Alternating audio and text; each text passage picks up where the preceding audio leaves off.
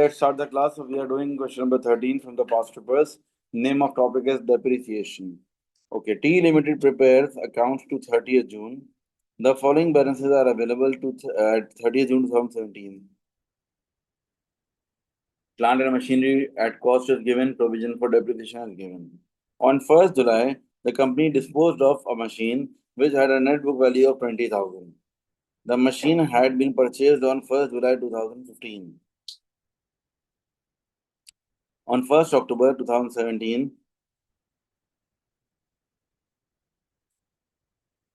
a new machine was purchased for 68,600 by paying by check.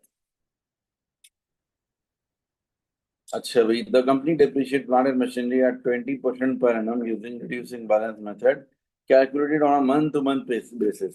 मतलब ये पहला question मैंने देखा जिसके अंदर रिड्यूसिंग बैलेंस मेथड के साथ साथ मंथ टू मंथ बेसिस भी है और ईयर एंड पॉलिसी नहीं है मंथ, ठीक है ना, मंथ टू मंथ पॉलिसी है। देखो रिड्यूसिंग बैलेंस मेथड भी डिफिकल्ट होता है, मंथ टू मंथ भी डिफिकल्ट होता है, ये दोनों एक साथ बहुत ही कम आते हैं। ठीक है, इस क्वेश्चन में आए हुए हम देख लेते हैं। Prepare provision for depreciation for plant and machinery. Dates are required. Okay, चलें टी अकाउंट बना लेते हैं हम पहले तो। सबसे पहले तो हम लिख लेते हैं फॉर्मेट।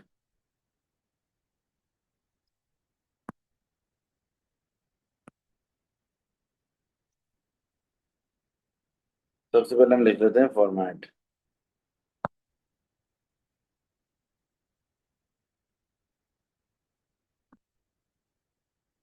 अब ये आ जाएगा प्रोविजन फॉर डेप्रिसिएशन।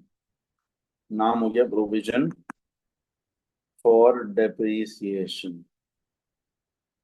फॉर्मेट के अंदर सबसे पहले आएगा balance brought down. Balance brought down की डेट क्या होगी? हमारी डेट होगी for the year ended 30th जून, है ना, तो ये 1 जुलाई 2017 balance BD.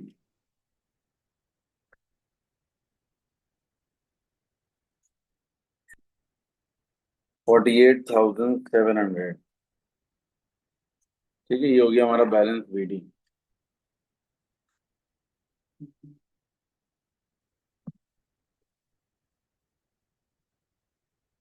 Okay, balance BD तो आ गया हमारा।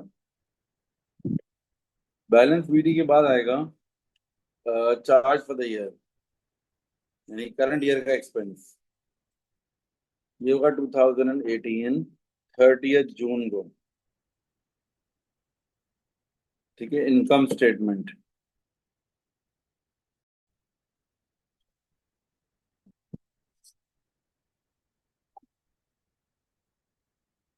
फिर इनकम स्टेटमेंट आ गया, यहाँ पर आ जाएगा डिस्पोजल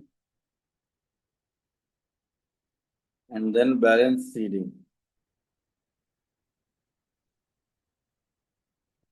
ठीक है, यहाँ पर आ जाएगा आपके पास डेट्स क्या आएंगी। डिस्पोजल की डेट क्या है, किस डेट को हमने बेचा है एसेट? 1 जुलाई 2017 को हमने सेल किया।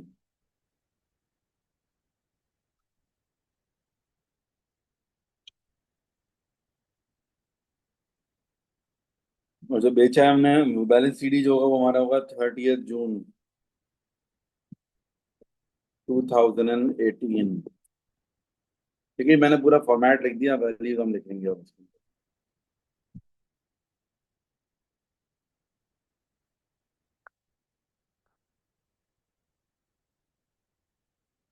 ठीक है, चलें। अब सबसे पहले फर्स्ट पहले तो एक काम करते हैं, ये डिस्पोजल डिस्पोजल लिख लेते हैं, ये मेरे ख्याल से इजी होगा, ये इजीली निकल जाएगा। क्या बोला था? Company disposed of a machine which had a net book value of 20,000। The machine has been purchased on 1 July 2015। 2015 में खरीदी थी मशीनरी, तो 2000 जुलाई 2015 से 2015 से लेकर जून 2016 तक, 2015 से लेकर 16 तक क्या हो गया? एक साल हो गया। फिर 16 से लेकर 17 तक 2 साल हो गए, यानी कि आप बोलोगे 2 ईयर, 2 साल इस्तेमाल किया मशीन। ठीक है ना, सब लोग मेरे साथ हैं? इस मशीन को 2 साल इस्तेमाल करके बेचा है। 2 साल के बाद इसकी नेट बुक वैल्यू कितनी थी? 20,000। अब जरा रिवर्स वर्किंग करके निकालो कि 2 साल में इसकी डेप्रिसिएशन कितनी हुई होगी। 20,000 जो है ना, 20,000 20,000 किस तरीके से आ रहा है, 2 साल की डेप्रिसिएशन के बाद। अगर मैं आपको एक बात बताऊं, एक चीज इसकी थोड़ी सी मैथ्स आ जाएगी यहाँ पर। अगर आप ये सोचो कि एक ओरिजिनल प्राइस मुझे नहीं पता मशीन कितने की है, लेट्स से ओरिजिनल प्राइस मेरी है जो भी एक्स, पहले साल की डेप्रिसिएशन कितनी लगी? देखो 20% तो डेप्रिसिएशन है, इसका मतलब नेट बुक वैल्यू कितनी होगी? अगर परसेंटेज में ही देखा जाए तो नेट बुक वैल्यू की परसेंटेज क्या होगी? 80। ये बात इट मेक सेंस ना, 100% में से 20% माइनस कर दो। नेट बुक वैल्यू का मतलब क्या होता है? After depreciation. Depreciation means value कम हो जाना।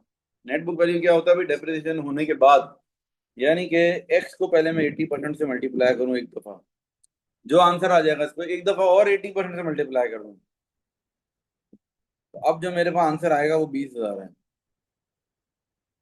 आप लोग मेरी बात समझ रहे हैं? जो ओरिजिनल वैल्यू है, ओरिजिनल वैल्यू को मैं एक दफा 80% से मल्टीप्लाई करूं तो 1 साल के बाद नेट बुक वैल्यू आ जाएगी।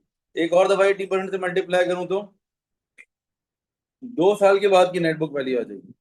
अब मुझे क्या करना है? एक्स निकालना है। 20,000 ये हो जाएगा 80%। और एट मतलब 2 बार 0.8, 80% मतलब 0.8, एक और बार 0.8।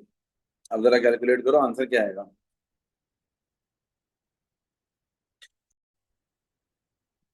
ठीक है, 31,250 में से अगर मैं 20,000 माइनस करूँ तो क्या होगा? 11,250। ये डिस्पोजल में आ जाएगा। नेक्स्ट चीज क्या है? अब हमें निकालना है इनकम स्टेटमेंट, यानी कि चार्ज फॉर द ईयर, इस साल का एक्सपेंस निकालना है। ठीक है, इस साल का एक्सपेंस कैसे निकालेंगे हम जरा देखें। हम ये देखते हैं कि इस साल क्या हुआ ड्यूरिंग द ईयर। कोई मशीनरी हमने खरीदी है, कोई मशीनरी बेची है, कुछ हुआ है ऐसा? देखें जरा। 1 जुलाई को ही हमने क्या कर दिया था, एक मशीनरी बेच दी थी, इसकी नेट बुक वैल्यू कितनी थी? 20,000, ऐसा ही हुआ था। ठीक है, और हमने 1 जुलाई को ही बेच दी थी, चलो ठीक है, बहुत अच्छी बात है। तो हमारी जो कॉस्ट थी 174,300 की कॉस्ट थी। जो मशीनरी बेची थी उसकी कॉस्ट कितनी थी? 31,250। सही है। अच्छा, और जो है प्रोविजन फॉर डेप्रिसिएशन भी उसका माइनस कर दो। कितनी डेप्रिसिएशन थी उसके ऊपर? 11,1,250। ये हमें दोबारा से नेट बुक वैल्यू मिल जाएगी। अब निकालें जरा दोबारा से, हमें मतलब नई कॉस्ट और वो मिल जाएगी डेप्रिसिएशन। ये ऊपर वाला क्या है, या कहते हैं, अगर हम देखें 174,300 माइनस 31,250 माइनस करें तो क्या बनेगा? 143,050, ये तो कॉस्ट हुई। 37,450 ये हमारी वो हुई प्रोविजन फॉर डेप्रिसिएशन। अब हम डेप्रिसिएशन जो लगाएंगे, देखो इनकम स्टेटमेंट जब निकाल रहे हैं charge for the year, charge for the year जब ये मंथ टू मंथ पॉलिसी होती है ना, चार्ज फॉर द ईयर कैसे निकालते हैं? 3 तरह के एसेट्स होते हैं हमारे। ठीक है, एक एसेट हमारा वो होता है जो कि एडिशन होता है, इसी साल खरीदा होता है। एक एसेट वो होता है हमारा जो कि कहते हैं डिस्पोजल वाला एसेट होता है। और तीसरा एसेट वो होता है जो कि अदर एसेट्स है, इसमें कोई चेंज नहीं है। अब जरा देखो एडिशंस वाले एसेट्स कौन से हमारे ड्यूरिंग द ईयर। इस साल जो हमने खरीदा 1 अक्टूबर में एक मशीनरी खरीदी थी, हमने कितने की खरीदी? 68,600 की। इसके ऊपर डेप्रिसिएशन लगाएंगे 20%। और कितने महीनों की लगाएंगे? क्योंकि हमने अक्टूबर में खरीदी है तो अक्टूबर से गिनना शुरू करो। अक्टूबर से लेके ईयर एंड कब हो रहा है हमारा? जून में। तो अक्टूबर, नवंबर, दिसंबर, जनवरी, फरवरी, मार्च, अप्रैल, मई और जून, कितने हुए? 5 और 4, 9 महीने हो गए मेरे ख्याल से। 9 महीने हुए। अगेन गिन लेते हैं अब। 6 मेरे ख्याल से, हाँ सही है। अक्टूबर नवंबर दिसंबर 3 महीने और 6 महीने और, ठीक है 9 महीने हो रहे हैं। 9/12 कर देंगे। कैलकुलेट करें। 68,600 मल्टीप्लाई बाई 20% मल्टीप्लाई बाई 9/12 करें। यस। डिस्पोजल में कुछ भी नहीं आएगा। इस क्वेश्चन में डिस्पोजल में कुछ नहीं आएगा। क्यों? कि जो एसेट बेचा है वो इस साल में इस्तेमाल ही नहीं हुआ। साल के पहले दिन ही बेच दिया, बेच दिया। देखो जरा किस डेट को बेचा है। 1 जुलाई 2017, साल के पहले दिन ही बेच दिया। 30 जून को हमारा जो है कहते हैं, मतलब 1 जुलाई को ही साल शुरू होता है हमारा, 1 जुलाई को बेच दिया। अदर एसेट्स के लिए हम क्या करेंगे, ये रिमेनिंग एसेट जो है 143050 के रिमेनिंग एसेट की कॉस्ट है, ये डेप्रिसिएशन है। दोनों को माइनस करेंगे, जो नेट बुक वैल्यू आएगी उस पर परसेंटेज लगा देंगे 20%।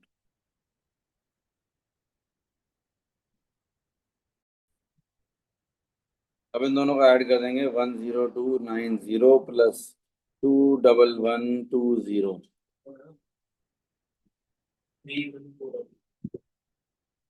314131।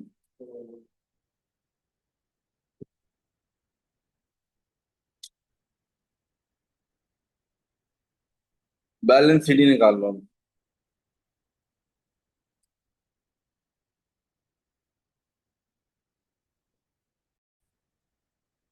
बैलेंस शीट कितना आ रहा है, और टोटल 8080180110, इस तरीके से बताओ यार, कंफ्यूज कर दे तो।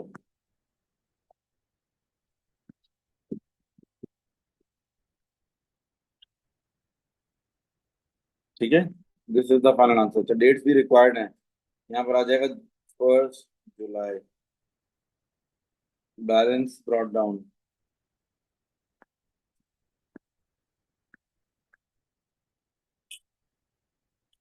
अगेन इसके बाद पार्ट सी क्या है, rather than paying immediately, the company had the option to pay in full for the new machine 15 months from the date of purchase.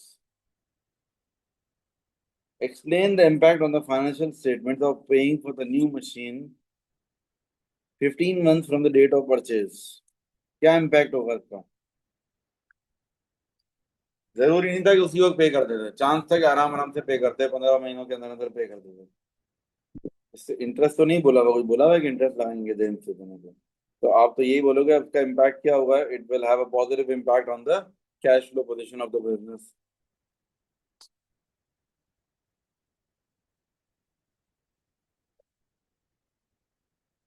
It will have a positive impact on the cash flow and liquidity position of the business.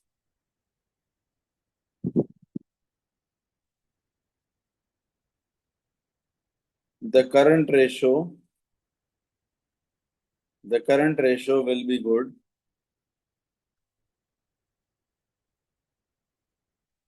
and the company will be able to pay its liabilities on time,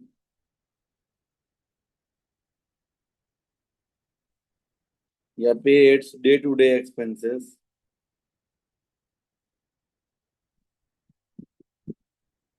day-to-day liabilities on time,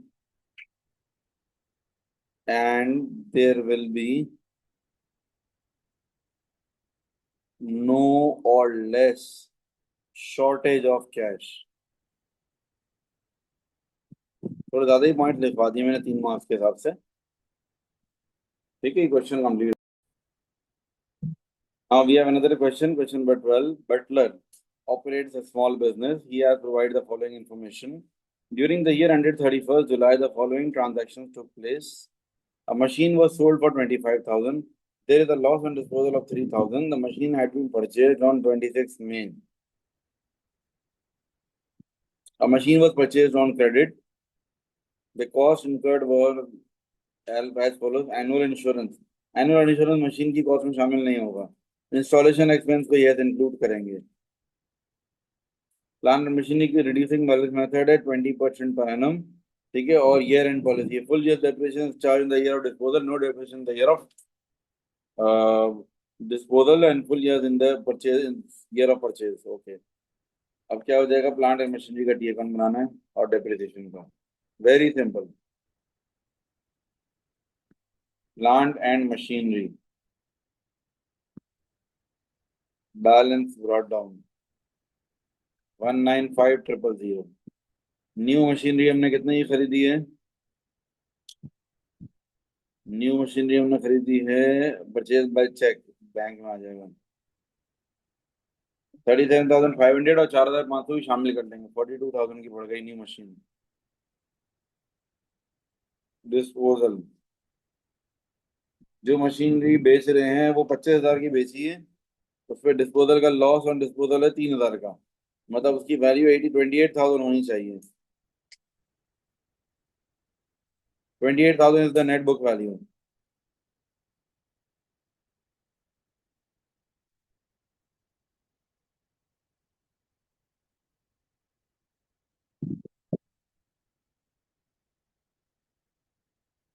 machine खरीदी है 2016 में, machine अभी बचे हम 28 मई 2016, मतलब एक ही साल count होगा। देखो 28 मई को लिए, मतलब 2 महीने पहले लिए, लेकिन रूल क्या है, पहला साल पूरा काउंट करना है। ठीक है।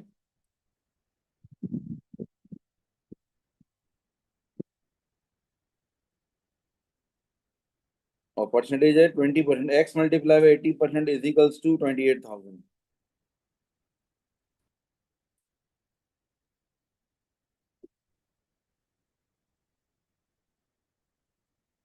ठीक है, अजान हो रही है, एक मिनट रुक जाते हैं। अच्छा भाई, बैलेंस शीट निकालने हैं। सबसे पहले तो मैंने ये वर्किंग की है जो पिछले क्वेश्चन में भी हमने की थी, कि अगर आपको नेट बुक वैल्यू पता हो 28,000, तो आपको रिवर्स वर्किंग करके अगर कॉस्ट निकालनी है, तो 20% का अगर डेप्रिसिएशन है, mean 80% is the net book value. ठीक है, तो X multiply by 80% is equal to 28,000। ये 80% वहां जाकर डिवाइड हो गया, 35,000 आ गई हमारी कॉस्ट। यहाँ पर डाल देंगे 35,000 कॉस्ट में। अब टोटल क्या आ रहा है, बैलेंस शीट बताएं मुझे। 199, 195 और 42, 137,000 हो जाएगा। हाँ, 237।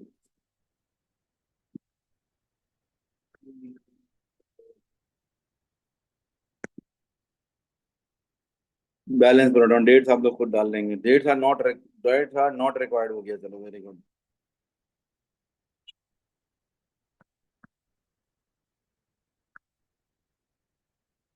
पिछले क्वेश्चन में क्या बोला, डेट्स आर रिक्वायर्ड था, नॉट रिक्वायर्ड था उसमें? डेट्स आर रिक्वायर्ड था।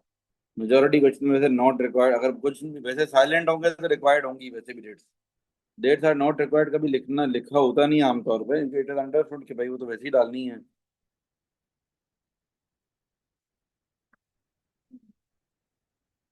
अच्छा भाई, फिर आ जाएगा प्रोविजन फॉर डेप्रिसिएशन।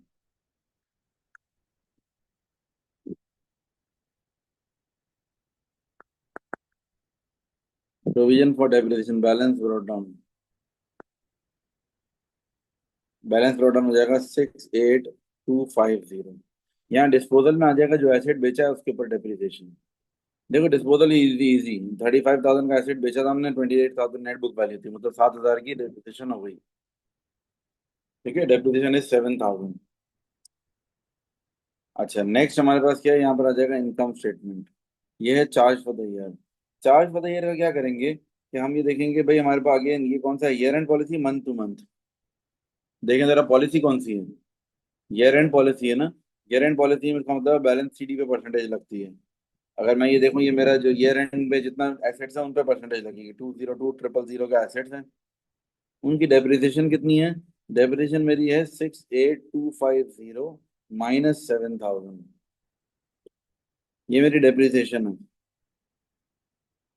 अब इसके बाद परसेंटेज लगेगी, जो आंसर आएगा उस पर परसेंटेज लग जाएगी 20%।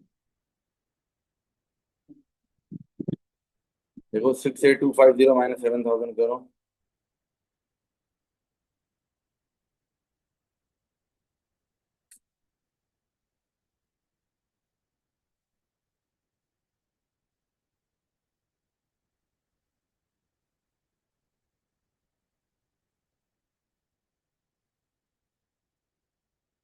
68250 माइनस 7000, ठीक है। अब 202000 माइनस आंसर, ये आ गया 140,000 समथिंग बच रहा है, 140750, इसके ऊपर परसेंटेज लग जाएगी। 2815।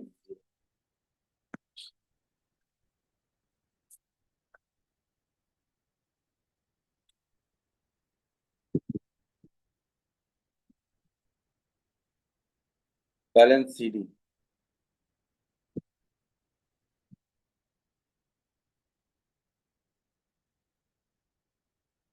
89,400 इज द बैलेंस सीडी, ठीक है।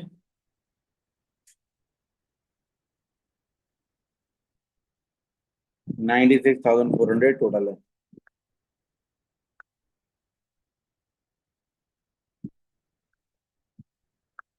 बस आज के लिए इतना ही रखते हैं, अब उसकी थोड़ा बहुत जो है कहते हैं थ्योरी के पार्ट्स हैं, ये आप लोग खुद से ट्राई करें, ठीक है।